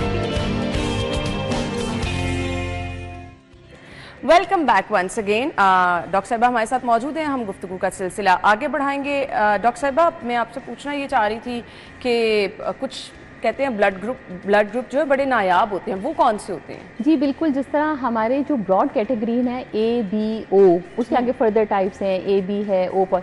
जो हमारे नेगेटिव ब्लड ग्रुप्स हैं ना, वो हमारे प्रीशियस ब्लड ग्रुप्स हैं, और नेगेटिव के बाद फिर हमारी कुछ सब फर्दर क्लासिफिकेशन है, वो थोड़ी सी कॉम्प्लिकेटेड है स्पेशलिटी रिलेटेड, लेकिन उसमें वो ब्लड ग्रुप्स नायाब है। फिर उसका सोल्यूशन ये किया हुआ है कि जो आपकी NGOs हैं, जिसमें डिफरेंट NGOs लाहौर में या पाकिस्तान में काम कर रही है, पंजाब में, और इवन कि आपके जो गवर्नमेंट हॉस्पिटल्स हैं, वहाँ पे डोनर्स ने अपने नाम और नंबर लिखवाए हुए हैं। अच्छा। कि जी we have this blood Great. Group in the emergency situation, if you need this तो आप हमसे कांटेक्ट कर सकते हैं। It's like that. ठीक, अब जो जिसने लेट सपोज कि मैं ब्लड देना चाह रही हूँ, तो मुझे उससे पहले क्या कोई तैयारी करनी है? कुछ अच्छा खा पी के जाना है कि मुझे वीकनेस ना फील हो? बिल्कुल, हम इस तरह है कि फास्टिंग में तो ब्लड डोनेशन नहीं, ठीक है, क्योंकि देखिए जो भी कुछ है आपकी बॉडी से 450 ml के करीब तो लिक्विड बाहर आएगा ना, तो उसकी बाद रिप्लेसमेंट में आइडियली हम कहते हैं कि आप हाइड्रेशन अच्छी रखें, और हाइड्रेशन के साथ भी आप जूसेस वूसेस हम प्रेफर करते हैं कि फौरी तौर पर डोनेशन के बाद,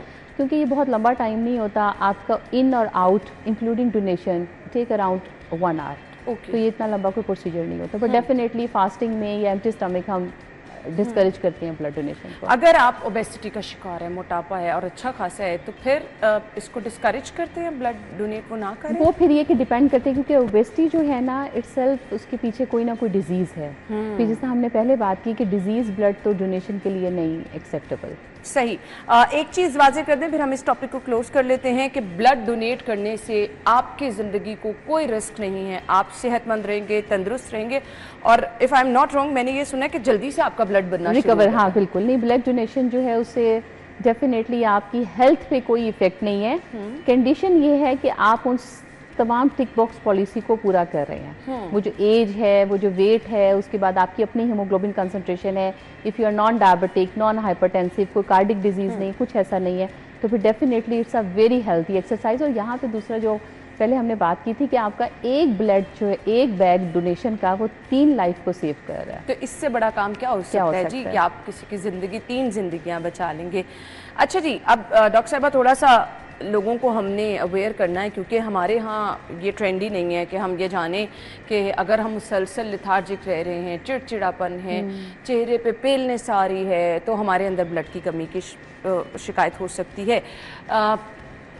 ब्लड की कमी अगर आपको है तो इसकी अलामात क्या क्या हैं, और ये किन क्या क्या इससे बड़े मसाइल हो सकते हैं? अगर हम इसको एज ब्रैकेट में डिफाइन कर लें ना जी, जिस तरह बच्चों में growth retardation is a big issue.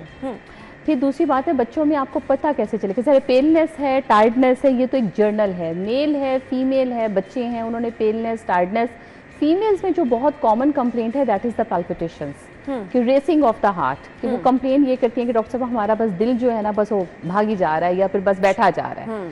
ठीक है, उसके बाद जो लोग जो अपस्टेयर्स या डाउनस्टेयर्स रहते हैं उनका ये होता है कि हम सीढ़ियाँ चढ़ते हैं तो सांस चढ़ता है। कुछ लोग ये कंप्लेंट्स भी करते हैं कि जी बात करते हुए भी लोगों को जो सांस चढ़ रहा है।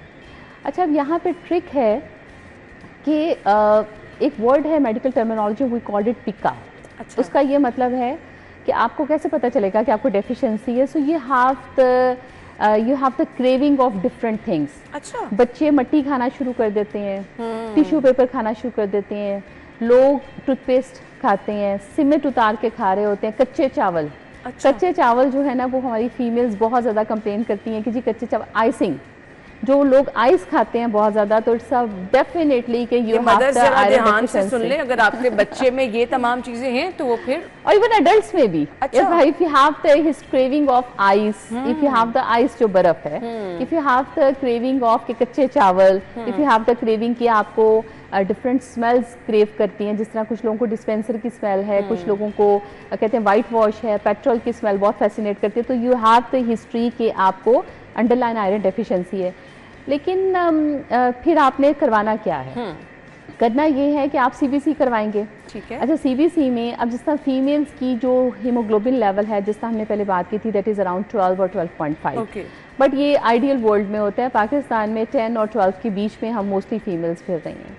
उसके बाद मेल्स में है 13 से ऑनवर्ड या 13.5 से ऑनवर्ड जो है वो एक नॉर्मल रेंज स्टार्ट हो गई है। अब ये कि अगर ये चीज़ है उसके बावजूद भी आपको सिम्टम्स हैं तो आई वुड रिकमेंड कि आप अपने आयरन लेवल्स चेक करें। एक टर्मिनोलॉजी जिसको हम कहते हैं लेटेंट आयरन डेफिशिएंसी, वो क्या होता है कि जिसमें आपका हीमोग्लोबिन लेवल ठीक है बट अंडरलाइन जो आपके आयरन के स्टोर्स हैं वो नहीं है। So you have all the history of this problem जो हमने डिस्कस किया। फिर सेकेंड चीज़ ये कि एनीमिया की कॉजेज़ में iron deficiency is not the only cause. अच्छा। So you need 3 more things to for the production of blood cells. हम क्लिनिक्स पे भी यही बात करते हैं, पेशेंट से भी आपके vitamin B12 and folic acid the main part, जितना आपका आयरन का रोल है उतना ही आपका B12 का रोल है और उतना ही आपका फॉलिक एसिड का रोल है। ठीक। अगर आपको इन तीनों में से कोई एक भी डेफिशिएंसी है सो ये have such kind of symptoms. लेकिन B12 और फोलेट की डेफिशिएंसी जो स्किन पेलनेस की तरफ नहीं होती, ज़्यादा येलो स्किन की तरफ टोन होती है। ठीक है। तो अब ये है, अब कंप्लेंट्स में, अब जिस तरह फीमेल्स में, बच्चों में तो हमने बात की कि बच्चों में जो वर्म इन्फेस्टेशंस है, पेट के कीड़े इज़ द मेन कॉज। अच्छा। दूसरी चीज़ ये है कि कॉजेज़ में जो बच्चे वीनिंग लेट स्टार्ट करते हैं या नॉर्मल फूड की तरफ लेट जाते हैं या दूध पे ही रहते हैं 2-2.5 साल के बाद भी, उन बच्चों में आयरन डेफिशिएंसी प्रोन है, वो प्रोन है उस चीज़ के। फीमेल्स में मेनोरेशिया इज़ द मेन कॉज, जो हैवी पीरियड्स हैं वो डेफिनेटली फीमेल्स में एक मेन कॉज है। उसके अलावा वर्म इन्फेस्टेशन है फीमेल में, लेकिन फीमेल में जो आजकल ये डाइटिंग का कॉन्सेप्ट है कि आप उसमें फास्ट कर लें, ये कर लें, वो कर लें, वो डाइटिंग का जो कॉन्सेप्ट है ना वो प्रोन करते हैं आपको सारी डेफिशिएंसीज का।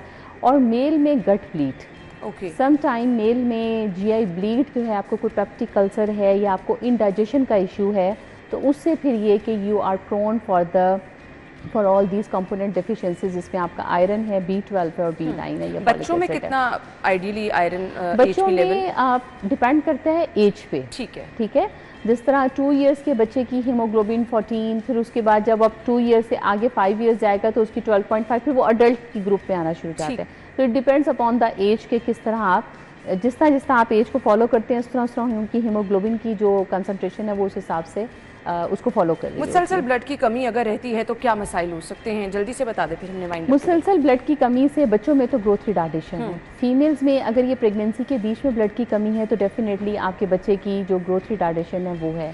और सबसे दूसरी जो इसमें जो बात है ना वो है आपका क्वालिटी ऑफ लाइफ, आप कॉम्प्रोमाइज्ड हैं, आप हर वक्त लेथार्जिक हैं, हर वक्त फिटीग्ड हैं, मेल में और फीमेल में, तो ये सारी गुस्सा भी बहुत ज्यादा लोगों को। Thank you so much doctor साहिबा, thank you so much, thank you so much, thank you. हम आपको ब्रेक के बाद ज्वाइन करते हैं जी। Thank you. Welcome back once again. So अब हम जिनकी बर्थडे उनको विश करने जा रहे हैं। तो आज 14 तारीख को जिनकी सालगिरह है, मोहम्मद अबरार शहजाद, मलिक टीपू, अबू रेहान की सालगिरह है और इसके बाद जी मुबशर अतहर। आप लोगों को मुबारकबाद, हैप्पी बर्थडे।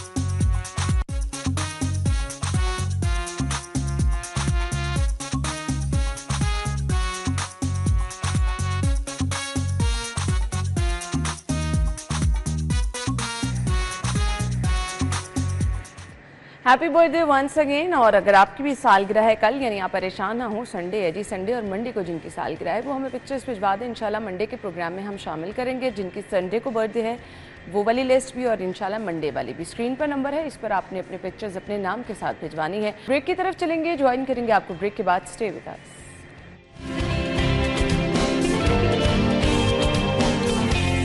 स्टूडियो में आपको खुश आमदीद कहेंगे जी। और प्रोग्राम में हम हमेशा आपको मिलवाते हैं उन मेहमानों से जो कि पाकिस्तान का नाम पूरी दुनिया में रोशन करने के साथ साथ बहुत सारे लोगों के लिए ज़बरदस्त तरीके से मोटिवेशन। और फिर जब बात आती है जी लड़कियों की, और खेल के मैदान में लड़कियां जब हमें पूरी दुनिया में छाती हुई नज़र आती हैं, पाकिस्तान का नाम रोशन करती नज़र आती हैं, तो फिर मेरे ख्याल से उनको पूरी दुनिया में मिलवाना, उनको अप्रिशिएट करना बहुत ज़्यादा ज़रूरी हो जाता है जी। मैं आपको बताती चलूँ जी, अभी हमारी जो मेहमान हैं एशियन वुमेन बेसबॉल चैम्पियनशिप के लिए उन्होंने क्वालिफाई कर लिया है, जो कि 24 अक्टूबर से 2 नवंबर 2025 तक चीन में मुनक्किद होगी। यहाँ तक पहुँचना भी एक बहुत बड़ी कामयाबी है। तो यहाँ तक पहुँचने के बाद हमें इंशाल्लाह पूरी उम्मीद है और दुआ भी है हमारी कि हमारी आज की मेहमान जो हैं वो आगे जाकर भी पाकिस्तान का नाम इसी तरह से रोशन करती रहेंगी। मौज़म खान साहब मौजूद हैं, एग्जीक्यूटिव डायरेक्टर और तर्जुमान पाकिस्तान फेडरेशन बेसबॉल, और आयशा सिद्दीका हैं जी हमारे साथ, उन्हें वेलकम करेंगे। अस्सलाम वालेकुम, थैंक यू सो मच। सबसे पहले मैं आयशा से ही स्टार्ट कर लेती हूँ। आयशा, माशाल्लाह यहाँ तक पहुँचना, बेसबॉल की तरफ आना, किस तरह से प्लान किया था, किस तरह इस गेम की तरफ आई आप? बेसिकली ये मेरा जो जर्नी ना बचपन से ही स्टार्ट हो गई थी, और बाबा जो थे वो अक्सर मैचेस देखना उनका, फिर मैं उनके पास बैठ जाना, और उस वजह से मेरे अंदर इंटरेस्ट पैदा हुआ और आहिस्ता आहिस्ता स्ट्रगल शुरू किया। पहला जो मैं अपना डिस्ट्रिक्ट लेवल खेलने आई लाहौर में, पहले कसूर से फिर लाहौर, और उसके बाद कनेड यूनिवर्सिटी है, वहाँ एडमिशन लिया, ट्रायल बेस पे सिलेक्शन हुई। फिर आहिस्ता आहिस्ता उस तरह जो है ना जर्नी स्टार्ट होती रही, मेहनत करते गए, और बेसबॉल की जो है वो भी स्टार्ट होगी जर्नी। यूनिवर्सिटी लेवल खेला, यूनिवर्सिटी लेवल से आगे फिर नेक्स्ट नेशनल से फिर पाकिस्तानी टीम। ज़बरदस्त ज़बरदस्त। सो फेडरेशन का रोल क्या होता है जी इसमें, मैं आपसे जानना चाहूँगी मौज़म साहब। फेडरेशन का बेसिकली जो मेन रोल होता है कि पाकिस्तान लेवल पे लिए टैलेंट को हंट करना, ठीक है ना, लड़कों को लड़कियों को जो है वो ना सिर्फ ट्रेस आउट करना बल्कि फिर उनके लिए कैंप्स के लिए या उनके लिए ट्रेनिंग के लिए कोचेस फ्राहम करना, जिससे वो ट्रेंड होके आने वाले कल में पाकिस्तान के लिए टीम के अंदर सेलेक्ट हो सके। और मैं समझता हूँ कि इस वक्त जो है वो अल्हम्दुलिल्लाह under the leadership of Syed Fakhar Ali Shah और हमारे जो प्रेसिडेंट हैं शौकत जावेद साहब, उनकी कायदाना लीडरशिप के अंदर रहते हुए थ्रू आउट द पाकिस्तान जो है वो हमारे जो है वो कोचिंग कैंप जो है वो लगे हुए हैं। इवन के ऐसे ऐसे इलाकों में आपको वो हमने कैंप लगाए हुए हैं जो कि बड़े रूरल्स एरिया में। हाँ जी, तो ख़वातीन के भी और मेंस के भी, लेकिन अच्छा।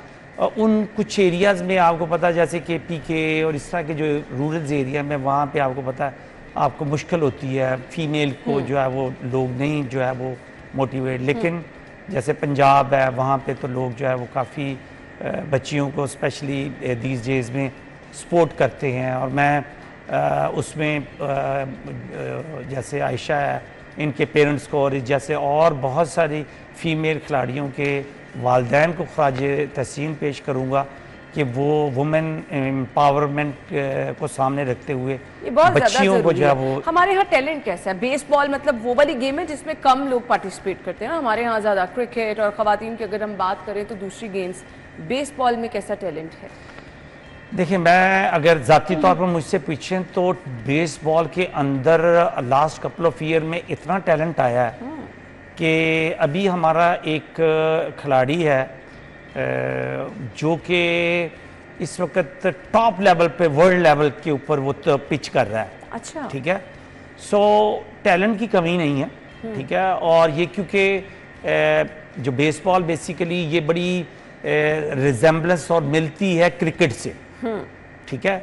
इसके अंदर भी थ्रो है, ठीक है, और इसके अंदर भी बैट के साथ हिटिंग है। सो ये बड़ी क्लोज उसके करीब है, तो इसलिए जब लोग उसको देखते हैं तो आपको पता क्रिकेट हमारी वैसे ही बेस है, हर बच्चा हर खिलाड़ी जो है वो उसको समझता है।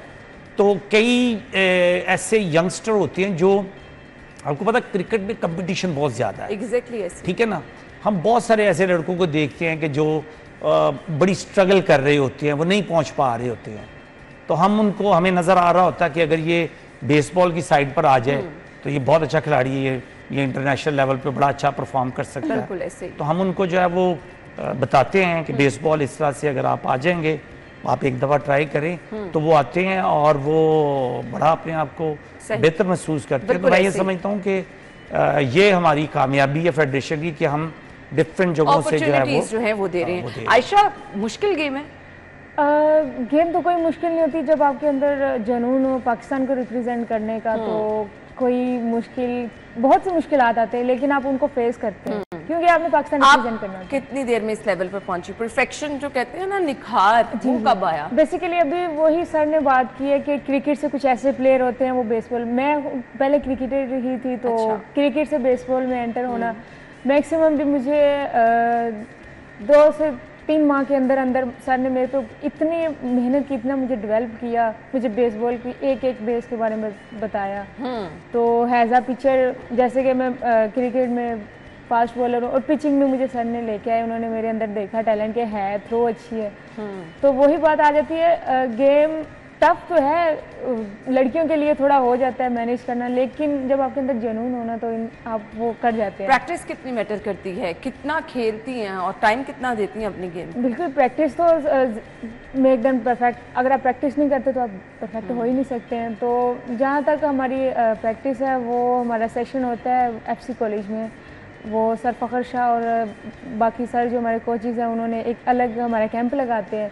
उसके अलावा भी मैं अपनी जो है सेपरेट प्रैक्टिस करती हूँ। लाइक मैं किसी भी पार्क में जाके अपने साथ पेयर अपना ले लेती हूँ, पिचिंग कर रही होती है। समटाइम ये होता है मैं घर में अकेली लगी होती है कि नहीं भाई उसके ऊपर फोकस करना है और पाकिस्तान को अगर रिप्रेजेंट करना है तो मेहनत तो ये करनी आपका पड़ेगी। जुनून है ना। रिस्क फैक्टर हर गेम में होता है, तो इसमें रिस्क फैक्टर, कोई चोट लगने का डर और कभी हुआ भी है इससे? कभी कभी डर होता है। समटाइम ये हुआ कि लास्ट टाइम जब थाईलैंड की प्लेयर को बॉल लगी, हम एक दफ़ा डर गए कि भाई इंजरी हुई है, लेकिन फिर माइंड में आता है कि नहीं, अगर आपने डर बिठा लिया तो आप नहीं आगे जा सकते हैं। तो उस लिहाज से हम वो चीज़ें माइंड से निकाल देते हैं और अपने वो जो जुनून है, वो जो जज्बा होता है उसको आगे लेके जाके हम खेलते हैं। सही। तो अपनी फिटनेस को भी आपको जो है वो देखना पड़ता है कि आप फिट रहें। बिल्कुल, फिटनेस को मेंटेन रखना होता है, आपको प्रॉपर अपनी डाइट लेनी पड़ती है, हर चीज़ को मेंटेन रखना था। आपका जिम, आपका वर्कआउट क्या हो रहा है क्या नहीं, आपने हर फास्ट फूड, हर जंक फूड से आपने साइड पे होना होता है। तो फिटनेस तो हर गेम, कोई भी गेम है उसमें फिटनेस बहुत ज़रूरी है। फुटवर्क इसमें कितना मैटर करता है आपका? ओवरऑल पूरी बॉडी का जो है ना आपका होना बहुत ज़रूरी है। ये एडवांटेज कि आप अगर रनिंग वगैरह कर रहे हैं वो आपकी बॉडी को ज़्यादा बेनिफिट होगा। फुट का भी इसमें जहाँ बाकी बॉडी का है, फुट का थोड़ा ये कहेंगे 10% होता है क्योंकि हमने रनिंग ज़्यादा करनी होती है और शोल्डर्स का कुछ होता है कि उसमें हमने हिटिंग करनी होती है और पिचिंग करनी होती है। उस लिहाज से शोल्डर और फुट का जो है ना वो किरदार थोड़ा ज़्यादा अच्छा भाग लेती है। हाँ, चले ज़बरदस्त। आप मौज़म साहब, अक्सर लोग कहते हैं कि जी टैलेंट है, प्लेटफॉर्म नहीं है, हम अपने बच्चे को स्टार्ट कहाँ से कराएं, सिखाएं कैसे? हमारे पास कोई ऐसा कोई लोग नहीं है सिखाने वाले। सो आपकी फेडरेशन ऑफर करती है कि अगर आपके बच्चे में टैलेंट है तो आप लेकर आएँ? जी बिल्कुल ऑफर करती है, बिल्कुल, इस पर कोई शक नहीं है। हमारे डिफरेंट जगहों पे जो है वो कैंप होते हैं, हम उसकी कैंपेन भी करते हैं और बच्चों को मोटिवेट करते हैं कि वो आएँ और इसके अंदर, क्योंकि अगर हम बच्चों को इनकरेज नहीं करेंगे, उनको फील्ड तक या ग्राउंड तक नहीं लेके आएंगे तो फिर तो खिलाड़ी आप पैदा ही नहीं कर सकते। तो ज़ाहिर है कि उनको लाना, एक होता है कि उनके अंदर पोटेंशियल हम देख लेते हैं, उस पोटेंशियल को ग्रूम करना, ठीक है, वो कोचेस का काम होता है। कोचेस का काम है, ठीक है ना। हम बैक साइड पे कोचेस की बैक पे हम होते हैं और फिर कोच जो होता है, जो सही मानों में कोचिंग जिसने की होती है, वो बच्चों को तैयार करता है और हम उसको बाकायदा लाइव उसको देख रहे होते हैं। सही। कि कोच किस तरह से वो ट्रेंड कर रहा होता है। तो ये मैं समझता हूँ कि फेडरेशन इसके ऊपर बहुत काम कर रही है और मैं आपके चैनल के तवज्जुह से मैंने लास्ट टाइम भी जो बात की थी कि हमारे पास इतनी कामयाबी के बावजूद अभी तक एक भी जो है वो बेसबॉल फील्ड नहीं है। तो इस दफ़ा जो है वो पंजाब गवर्नमेंट ने इनिशिएट लिया, मैडम मरीम नवाज़ ने 10 करोड़ रुपया जो है वो ग्रांट जो है वो ग्राउंड के लिए जो है वो अनाउंस की है इस बजट में। तो मैं समझता हूँ कि ये बड़ी खुशाइंद है और मैं ये चाहूँगा कि ये सिलसिला सिर्फ पंजाब लेवल तक नहीं बल्कि दूसरे सूबों तक भी जो है वो इसको फैलना चाहिए, क्योंकि खेल के मैदान आबाद होंगे तो आपके अस्पताल जो है वो वीरान होंगे। आयशा, मैं आपसे ये जानना चाहूँगी, अपकमिंग इवेंट के लिए जो चीन में होने जा रहा है, कितनी आप मोटिवेटेड हैं और कितनी तैयारी कर रही हैं? जी बिल्कुल, उसके लिए हम पुरजोश है क्योंकि लास्ट टाइम हमने क्वालिफाई किया है और अल्हम्दुलिल्लाह जितनी गर्ल्स ने एफर्ट की है, बहुत ज़्यादा मेहनत की है, इतनी मुश्किलात को फेस करने के बाद, तो मेरा ख्याल है कि अब जितनी हम मेहनत कर रहे हैं हम यही जज्बे से कर रहे हैं कि इंशाल्लाह एशिया कप वो जो है हम जीत के लेके आए इंशाल्लाह। और पाकिस्तान के नाम एक और जीत करें, ताकि इंशाल्लाह। हम पाकिस्तान का भी नाम जो है बाकी कंट्रीज में बुलंद और प्लेयर्स का जो है मजीद इसी तरह जज्बा रहे। जबरदस्त जबरदस्त। मैसेज क्या होगा देखने वाली, खास तौर पर लड़कियों के लिए? जी मेरा मैसेज यही है कि वो आए, चाहे वो किसी भी गेम में आना चाह रहे हैं वो आए, अपना 100% करें, और उनके पेरेंट्स के लिए भी यही है कि वो उनको सपोर्ट करें। हमारा समटाइम ये इशू होता है कि माशरा ये हो रहा है वो हो रहा है, पेरेंट्स सपोर्ट कुछ नहीं कर पा रहे थे, लेकिन बच्ची के अंदर टैलेंट होता है। आपके बच्चे में अगर टैलेंट है, आपकी बच्ची में अगर टैलेंट है तो जरूर आगे लेके पेरेंट्स को सपोर्ट करना चाहिए, और जो बच्चियां हैं वो अपने जो टैलेंट है उसको बाहर निकालें, बताएं कि मेरे अंदर ये है। और खास तौर पे बच्चियों के लिए इसलिए ज्यादा जरूरी है कि आप अपने आप को पहले से ज्यादा मजबूत फील करेंगे, बहुत जरूरी चीजें होती हैं। Thank you so much Mauzam साहब, आपके वक्त का भी बहुत बहुत शुक्रिया। हम नाज़रीन आपसे इजाजत चाहेंगे, आपसे मुलाकात इंशाल्लाह मंडे को होगी। अपना ख्याल रखिएगा, इजाजत दीजिए, अल्लाह हाफ़िज़।